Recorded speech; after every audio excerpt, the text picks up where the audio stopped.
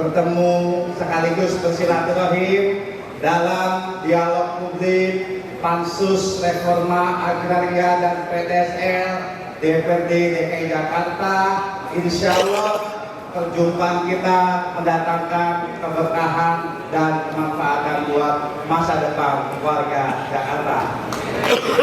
Pansus ini diaktifkan dalam rangka untuk merespon dan menangkap kegelisahan dan keresahan warga DKI Jakarta yang selama panjang ini mengalami persoalan dan problematika pertanahan dan juga menghadapi permasalahan ketika mengikuti program nasional pendaftaran tanah sistematis lengkap yang awalnya digencarkan melalui percontohan 2017 dan berlanjut ke 2018 sampai masa anggaran 2022.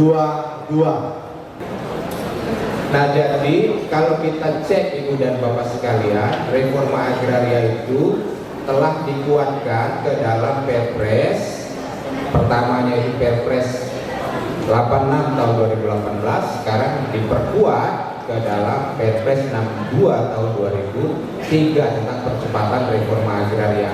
Salah satunya itu adalah mendorong pemerintah daerah bersama BPN membentuk gugus tugas reforma agraria. Tapi pertanyaannya, sejak 2018 sampai hari ini gugus tugas reforma agraria kok belum pernah menetapkan secara bersama-sama tanah objek reforma agraria. Nah, tapi inventarisirnya udah. Nah, kalau inventarisirnya udah kan tinggal satu langkah lagi nih, bahwa setiap kita akan mendorong bagaimana proses menetapkan langkah selanjutnya itu yang secara hukum bisa menetapkan tanah-tanah yang bermasalah itu ke dalam tanah objek reforma agraria. Nah, kita sebut itu reforma agraria perkotaan. Jadi reforma agraria perkotaan itu bukan perluasan makna dari reforma agraria yang tanah untuk petani, tetapi memang reforma agraria perkotaan itu mendorong agar kota itu berhubungan dengan desa itu saling menguatkan, industri dengan petani saling menguatkan. Jadi kota-kota kita itu tumbuh bukan untuk mengeksploitasi daerah lain, tetapi memberi berkah kepada daerah lain. Juga orang-orang yang tinggal di kota itu memiliki hak untuk membangun kotanya secara partisipatif. Jadi dari Jaringan Rakyat Miskin Kota Jakarta, kalau dari tadi teman-teman sudah menyampaikan individu ya, dan baru dari kebun sayur yang sama dengan kita. Ini kami mau sedikit mengingatkan, 878, 978 itu Kepgub yang bareng-bareng dengan penataan dengan perjanjian dengan Pak Gubernur Anies Rashid Baswedan. Tapi sudah beragam upaya yang kita sampaikan tentang reforma agraria, sampai dengan hari ini pun stuck di tempat, tidak ada reaksi apapun. Mungkin Bu Mary dari Citata paham banget, pada saat kita merencanakan, kami tidak mengatasnamakan individu, kami tidak mengataskan perorangan, kami memperjuangkan alas haknya atas nama komunitas. Jangan diganggu. Itu jauh bagi kami, itu jauh lebih penting gitu. Bukan kami merendahkan, tapi bukan. Tapi judulnya yang kami tunggu itikat baik dari pemerintah yang selalu menggagal-gagalkan tanah untuk rakyat sampai hari ini nggak ada. Sosialisasinya pun sangat-sangat tidak terlihat.